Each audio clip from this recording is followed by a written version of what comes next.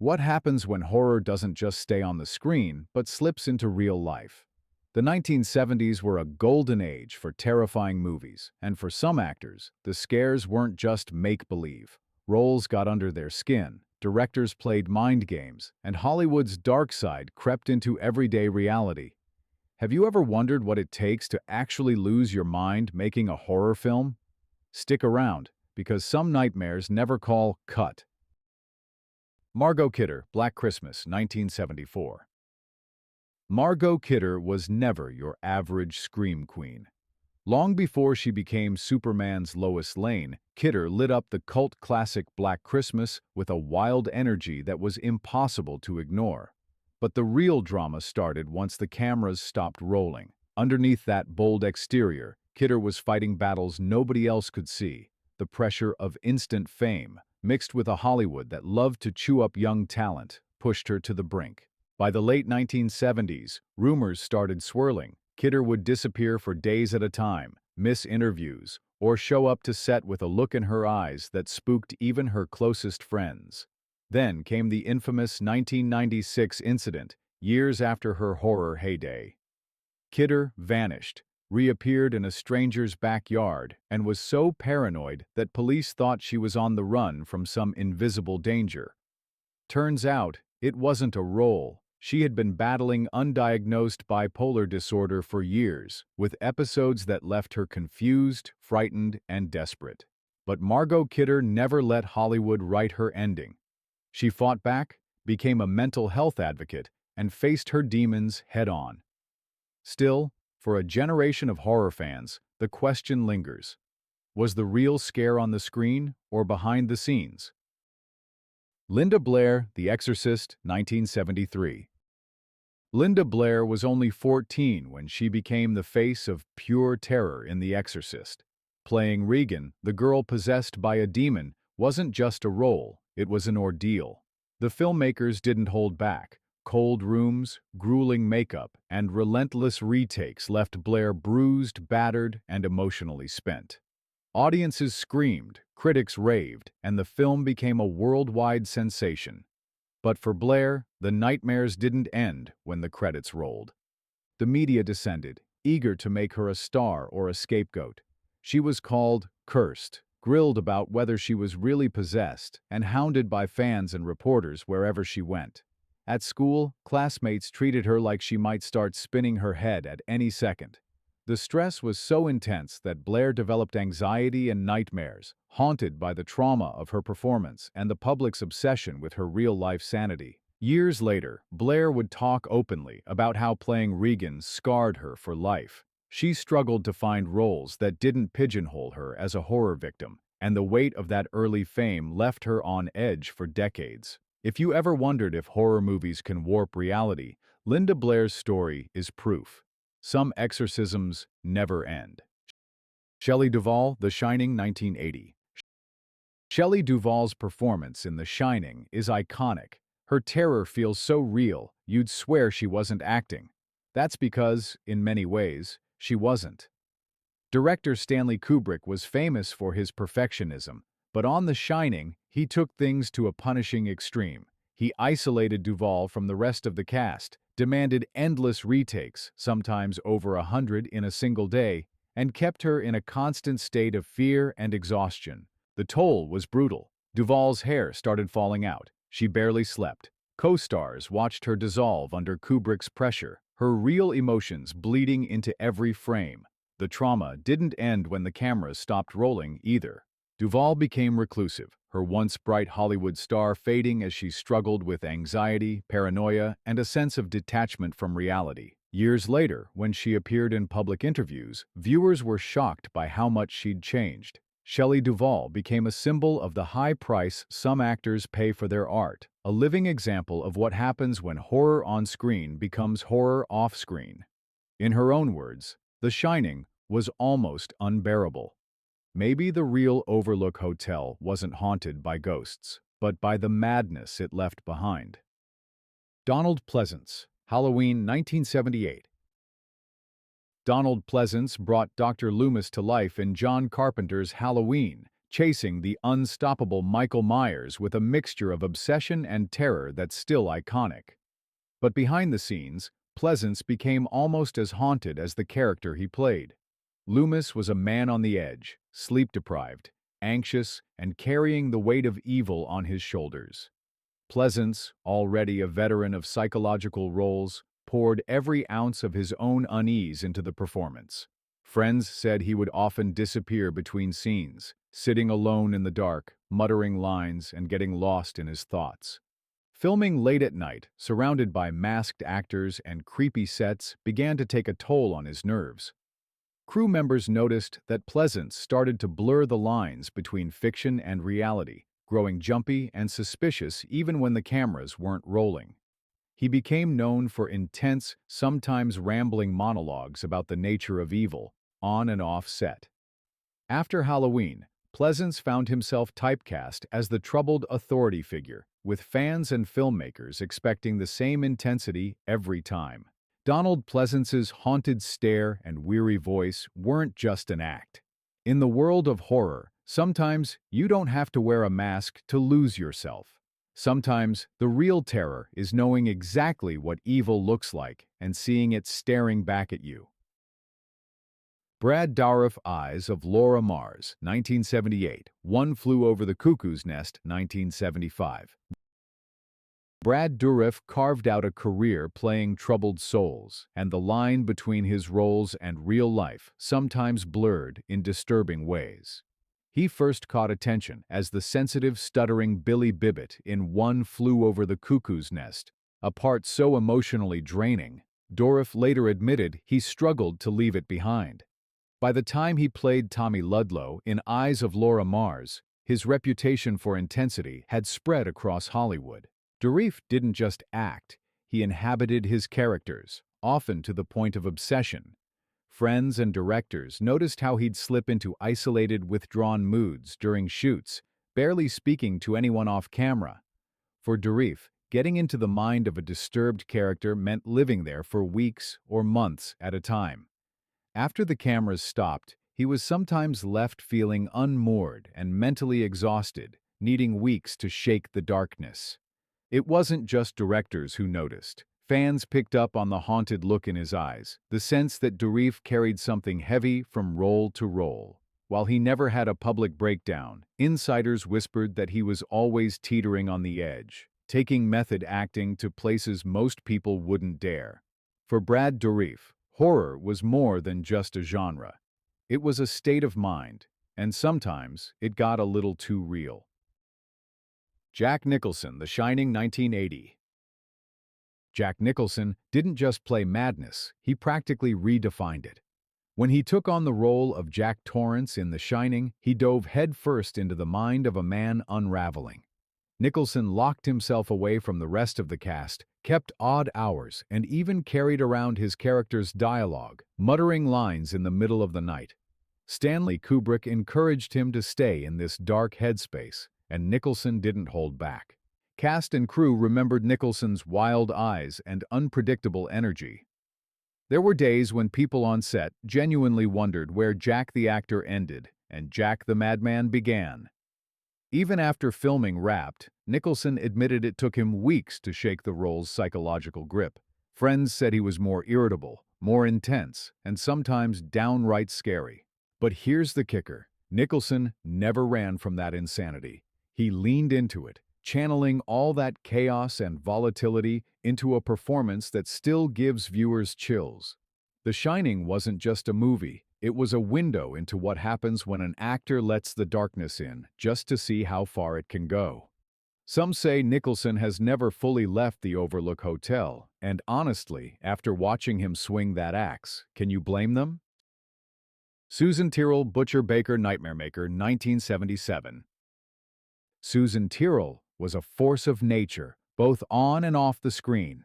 When she played Cheryl in Butcher, Baker, Nightmare Maker, she brought an unhinged, feverish energy that was impossible to ignore. But Tyrrell's struggles with her own mental health made her performances all the more intense and all the more tragic. Tyrrell was known for her eccentricity, her wild mood swings, and her unpredictability. Friends described her as brilliantly bizarre, sometimes disappearing for days, other times showing up on set with wild stories or dramatic, erratic behavior. She battled depression for years, and her personal life was marked by bouts of isolation and a feeling of being out of place in Hollywood's cookie-cutter world. Despite the chaos, Tyrrell poured everything she had into her roles, making each character larger than life. Her performance in Butcher, Baker, Nightmare Maker is still celebrated for its raw, unsettling power, a reflection of a woman who danced with her own demons and dared the world to watch. Tyrrell never fit the Hollywood mold, but she left behind a legacy of fearless, unforgettable work that proved sometimes the most interesting people are also the ones walking the edge. Robert Blake, in Cold Blood, 1967, Tell Them Willie Boy Is Here, 1969. Robert Blake is proof that sometimes the scariest stories don't need a script. Blake started as a promising child actor, but found his adult career taking a darker turn in the late 60s and 70s. Roles in intense, disturbing films like In Cold Blood and Tell Them Willie Boy Is Here brought him critical acclaim, but the real drama was unfolding off-camera. Blake's personal life was a mess. He struggled with addiction, paranoia, and explosive anger that often made him impossible to work with. Crew members whispered about his outbursts, his long, angry rants, and his increasingly bizarre behavior. At times, Blake seemed convinced the world was out to get him. The lines between fiction and reality got blurry, and his descent into isolation was as tragic as any movie. Years later, his story took a notorious turn when he was accused and eventually acquitted of his wife's murder, a case that dominated headlines and left the public wondering if he'd been playing dark roles for so long he couldn't find his way back. Whether the madness started with the movies or was there all along, Blake's journey is a haunting reminder that sometimes Hollywood horror follows you home. Janet Leigh, Night of the Lepus, 1972, Psycho, 1960. Janet Leigh will always be remembered for that shower scene in Psycho, but her struggles with anxiety lasted long after Hitchcock yelled, "Cut." By the time she starred in the bizarre Night of the Lepus, her fear of filming was well known. Leigh confessed she could never take a shower again without locking the bathroom door and checking behind the curtain, every single time. Friends and family noticed her unease growing as she took on more horror roles. Leigh suffered from chronic nightmares and often talked about a sense of dread that followed her for years. Even simple things like late-night phone calls or the sound of running water could set her on edge. She admitted that the line between her on-screen terror and real-life anxiety sometimes felt paper-thin. But Janet Leigh refused to let the fear win. She kept acting, faced her phobias, and even laughed about them in interviews. Her willingness to talk about her mental health struggles made her a quiet trailblazer at a time when Hollywood preferred to keep such things secret. Leigh's story is a chilling reminder. Sometimes the horror stays with you long after the director says, "That's a wrap." Anthony Perkins, The Black Hole, 1979, Psycho 2, 1983. Anthony Perkins was forever haunted by Norman Bates. After Psycho, Perkins became the face of cinematic insanity, and the 1970s offered him no escape. Even in sci-fi flicks like The Black Hole, directors and fans saw only the twitchy, nervous man behind the infamous motel desk. The pressure to live up to his reputation and the struggle to escape it took a serious toll on Perkins's mind. Insiders say Perkins wrestled with deep insecurity and anxiety, made worse by Hollywood's typecasting machine. He was painfully aware that audiences expected him to be just as unhinged as Norman. Directors cast him in increasingly unstable roles, and the line between character and actor kept getting thinner. Perkins became reclusive, sometimes dodging the spotlight altogether, and developed a habit of second-guessing every choice, every line, every gesture. His own friends described him as trapped, not just by the industry, but by his own legacy. The man who played madness so perfectly found himself locked in a role he couldn't shake, even off-screen. Despite his struggle, Perkins brought depth and vulnerability to every performance, proving there's often more pain behind the mask than anyone realizes. Watching him in any horror film from the era, you can't help but wonder, was Norman Bates just a character or something more like a curse? Tippy Hedrin, Roar 1981, The Birds 1963. Tippy Hedren's run-in with madness didn't end on the set of Hitchcock's The Birds. By the late 70s, she was deep into filming Roar, a passion project that quickly spiraled into one of the most dangerous productions ever. Surrounded by more than 100 wild lions, tigers, and other big cats, Hedrin and her family endured injuries, chaos, and constant fear. Imagine trying to act while a fully grown lion paws your shoulder, or worse, chases you off set. For years, cast and crew lived in a state of total anxiety, where a single wrong move could mean a trip to the hospital. The line between brave and reckless got blurry fast. Hedrin suffered broken bones, severe bites, and constant psychological stress. She later admitted that Roar drove her close to the edge. She'd wake up at night expecting to see wild animals in her bedroom. Even after filming Wrapped, she was plagued by flashbacks and a jittery nervousness that wouldn't let go. Yet, she never gave up on animals or her wild dream, turning her home into a sanctuary for rescued cats. Tippy Hedren's story proves that sometimes the greatest horror comes from a script you write yourself. Hollywood called her crazy, but she was just gutsy enough to stare down the beast and let it follow her home. David Hess, The Last House on the Left, 1972. David Hess didn't just play villains, he embodied them. His turn as Krug in The Last House on the Left is still considered one of the most chilling performances in horror, but the psychological cost of bringing such evil to life was steep. Hess became so identified with brutality and menace that he struggled to find roles that didn't involve torment or violence. Audiences, and sometimes even co-stars, admitted to being afraid of him off-screen. Hess was known for his intensity, staying in character long after the director yelled, "Cut." Some colleagues whispered that he couldn't fully turn it off, his mood and personality swinging wildly as he tried to shake off the darkness. The emotional toll led to struggles with relationships and periods of isolation. Hess would later joke that he couldn't go out for groceries without someone recognizing him and crossing the street. Despite his reputation, Hess was articulate about the dangers of going too deep into dark roles. He became a regular at horror conventions, often explaining that the scariest part of his work wasn't on screen, but what lingered afterward.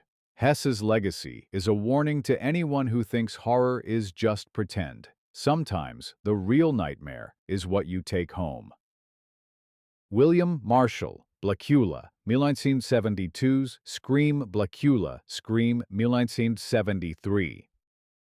William Marshall turned Blackula from a throwaway exploitation role into a powerful, unforgettable horror icon. As the doomed African prince turned vampire, Marshall didn't just wear a cape and fangs, he brought a Shakespearean level of intensity to the role. But playing Blackula wasn't all camp and fun. Marshall insisted on injecting the character with genuine tragedy and gravitas, which meant living inside the monster's sorrow day after day. Crew members noticed Marshall would go off by himself for long stretches, walking the set and practicing his lines in a deep, mournful voice. He became obsessed with getting every emotional beat right, sometimes losing sleep and isolating himself to stay in character. The constant pressure to give depth to a role everyone else saw as a joke weighed heavily on him.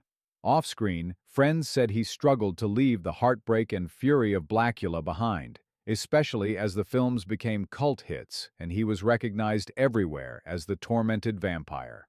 Marshall's legacy is more than just a pair of sharp fangs. He showed that even the most unlikely horror roles can dig deep into an actor's psyche. When you watch Blackula's pain and rage, you're seeing a man who truly gave himself to the darkness, and sometimes it followed him home. Piper Laurie, Carrie, 1976. Piper Laurie's role as Margaret White in Carrie is burned into horror history, a mother so crazed she made viewers flinch in their seats. What most people don't know is that Laurie nearly walked away from the script, thinking it was some kind of dark comedy. Once she understood the role, she dove in headfirst, bringing a ferocity that was as disturbing as it was brilliant. The experience changed her. Laurie later admitted that playing Margaret required her to channel her deepest fears and anxieties, and it left her feeling drained and raw. She isolated herself during filming, going over lines and building up a kind of nervous energy that spilled out in every scene. Crew members noticed her mood would swing wildly, from lighthearted jokes to intense, tearful moments, sometimes in the span of a few minutes.